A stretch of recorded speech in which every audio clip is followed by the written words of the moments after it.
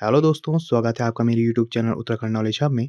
दोस्तों, उत्तराखंड प्रवक्ता screening, lower PCS और पुलिस भर्ती के सिलेबस के अनुसार आज मैं आपके लिए भारतीय राज्य व्यवस्था के महत्वपूर्ण प्रश्न लेके आया हूँ। और यह इस सीरीज का पार्ट 3 है और इसमें सारे वही प्रश्न हैं जो पिछली परीक्षाओं में पूछे गए हैं और परीक्षा की दृष्टि से बहुत ही महत्वपूर्ण है। और यह उत्तराखंड की सभी सरकारी भर्ती परीक्षाओं व सभी केंद्रीय सरकारी भर्ती परीक्षाओं हेतु समान रूप से उपयोगी है। तो चलिए दोस्तों, आज का टॉपिक शुरू करते हैं। तो भारतीय राज्य व्यवस्था के महत्वपूर्ण प्रश्न में पहला प्रश्न है, कौन सा मूल अधिकार राष्ट्रीय आपातकाल में भी समाप्त या सीमित नहीं किया जा सकता? तो वो है व्यक्तिगत स्वतंत्रता तथा जीवन का अधिकार। अगला प्रश्न है, राज्य के नीति निदेशक सिद्धांतों को भारतीय संविधान में शामिल किए जाने का क्या उद्देश्य है? तो इसका उद्देश्य है सामाजिक और आर्थिक लोकतंत्र को स्थापित करना। अगला प्रश्न है, भारतीय संविधान में किसके अंतर्गत पंचायती राज प्रणाली की व्यवस्था की गई है? तो राज्य के नीति निदेशक सिद्धांतों के अंतर्गत पंचायती राज प्रणाली की व्यवस्था की गई है। अगला प्रश्न है, किस देश के संवैधानिक प्रावधानों से प्रभावित होकर भारतीय संविधान में मूल कर्तव्यों को सम्मिलित किया गया है? तो वह है पूर्व सोवियत संघ। अगला प्रश्न है, भारतीय संविधान में मूल कर्तव्य किस समिति की अनुशंसा पर शामिल किए गए थे? तो वो थी सरदार स्वर्ण सिंह समिति। अगला प्रश्न है, भारतीय संविधान में 11वें मूल कर्तव्य को किस संशोधन द्वारा जोड़ा गया था? तो यह 46वें संविधान संशोधन अधिनियम 2002 द्वारा जोड़ा गया था। अगला प्रश्न है, भारत में राष्ट्रपति का निर्वाचन किस प्रकार होता है? तो भारत में राष्ट्रपति का निर्वाचन अप्रत्यक्ष मतदान से आनुपातिक प्रतिनिधित्व से एकल संक्रमणीय मत पद्धति द्वारा होता है। अगला प्रश्न है, भारत के राष्ट्रपति चुनाव में उत्पन्न विवाद का निपटारा कौन करता है? तो वह सर्वोच्च न्यायालय करता है। अगला प्रश्न है, संघ की कार्यपालिका शक्तियां किस अनुच्छेद के अंतर्गत राष्ट्रपति में निहित हैं? तो यह अनुच्छेद 53 के अंतर्गत निहित है। अगला प्रश्न है, अनुच्छेद 61 के अंतर्गत राष्ट्रपति पर महाभियोग संसद के किस सदन द्वारा प्रारंभ किया जा सकता है?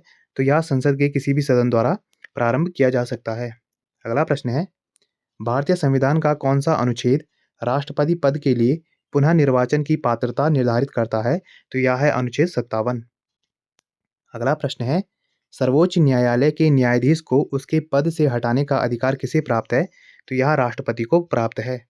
अगला प्रश्न है, अनुच्छेद 143 शक्ति प्रदान करता है? तो यह राष्ट्रपति को उच्चतम न्यायालय से परामर्श करने की शक्ति प्रदान करता है। अगला प्रश्न है, लोकसभा तथा राज्यसभा का संयुक्त अधिवेशन किसके द्वारा आहूत किया जाता है? तो यह राष्ट्रपति के द्वारा आहूत किया जाता है। अगला प्रश्न है, भारत के उपराष्ट्रपति के निर्वाचक मंडल में कौन कौन सम्मिलित हैं? तो भारत के उपराष्ट्रपति के निर्वाचक मंडल में संसद के दोनों सदनों के सभी निर्वाचित एवं मनोनीत सदस्य शामिल हैं। अगला प्रश्न है, राज्यसभा का सभापति कौन होता है? तो राज्यसभा का सभापति उपराष्ट्रपति होता है। अगला प्रश्न है, भारत का राष्ट्रपति अपना त्यागपत्र किसको संबोधित करके देता है? तो भारत का राष्ट्रपति अपना त्यागपत्र उपराष्ट्रपति को संबोधित करके देता है। अगला प्रश्न है, केंद्र सरकार का प्रमुख कौन होता है? तो केंद्र सरकार का प्रमुख प्रधानमंत्री होता है। अगला प्रश्न है, प्रधानमंत्री की नियुक्ति किसके द्वारा की जाती है? तो प्रधानमंत्री की नियुक्ति राष्ट्रपति द्वारा की जाती है। अगला प्रश्न है, भारत का प्रधानमंत्री बनने के लिए न्यूनतम आयु कितने वर्ष होनी चाहिए? तो न्यूनतम आयु 25 वर्ष होनी चाहिए। अगला प्रश्न है, संसदीय शासन व्यवस्था में वास्तविक कार्यपालिका शक्ति किसके अधीन होती है?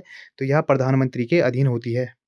अगला प्रश्न है, मंत्रिमंडल में कुल मंत्रियों की संख्या प्रधानमंत्री सहित लोकसभा के सदस्यों की कुल संख्या के 15% से अधिक नहीं होगी। यह प्रावधान किस संविधान संशोधन के द्वारा किया गया? तो यह 91वां संविधान संशोधन 2003 द्वारा किया गया। अगला प्रश्न है, संसद का सदस्य नहीं होने पर कोई व्यक्ति अधिकतम कितने समय तक केंद्रीय मंत्री रह सकता है? तो वो अधिकतम 6 माह तक केंद्रीय मंत्री रह सकता है। अगला प्रश्न है, मंत्रिपरिषद किसके प्रति उत्तरदायी होती है? तो यह संसद के प्रति उत्तरदायी होती है। अगला प्रश्न है, संविधान के किस अनुच्छेद में मंत्रिमंडल शब्द का प्रयोग किया गया है? तो यह अनुच्छेद 352(3) में मंत्रिमंडल शब्द का प्रयोग किया गया है। अगला प्रश्न है, भारत का प्रथम महान्यायवादी कौन था? तो वो थे MC सीतलवाड़। अगला प्रश्न है, भारत सरकार को कानूनी विषयों पर परामर्श कौन देता है? तो वह देता है महान्यायवादी। अगला प्रश्न है, भारत का सर्वोच्च विधि अधिकारी कौन होता है? तो वह होता है भारत का महान्यायवादी। अगला प्रश्न है, भारत का महान्यायवादी किसका विधि सलाहकार होता है? तो यह भारत सरकार का विधि सलाहकार होता है। अगला प्रश्न है, राज्य सरकार को कानूनी विषयों पर कौन परामर्श देता है? तो राज्य सरकार को कानूनी विषयों पर महाधिवक्ता परामर्श देता है। अगला प्रश्न है, भारत के प्रथम नियंत्रक एवं महालेखा परीक्षक कौन थे? तो वो थे वी नरहरि राव। अगला प्रश्न है, भारत का नियंत्रक एवं महालेखा परीक्षक किसका मार्गदर्शक होता है?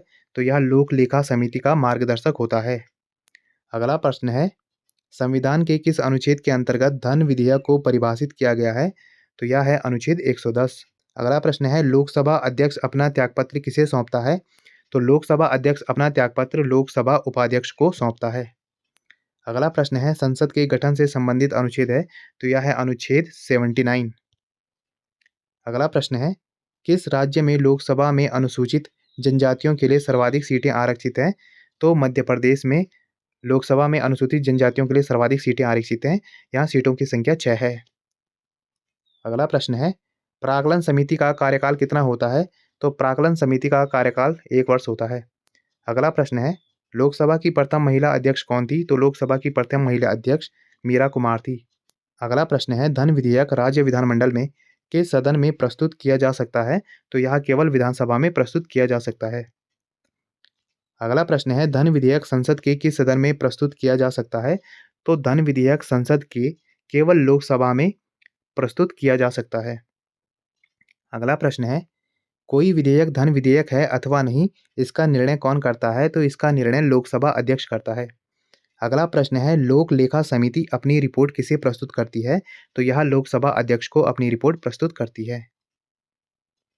अगला प्रश्न है, सदन की कार्यवाही का प्रथम घंटा क्या कहलाता है? तो यह प्रश्नकाल कहलाता है। अगला प्रश्न है, भारत के सर्वोच्च न्यायालय की स्थापना कब हुई थी? तो इसकी स्थापना 28 जनवरी 1950 को हुई थी। अगला प्रश्न है, भारतीय संविधान का कौन सा अनुच्छेद संवैधानिक विवाद में सर्वोच्च न्यायालय के अपीलीय क्षेत्राधिकार से संबंधित है? तो यह है अनुच्छेद 134(1).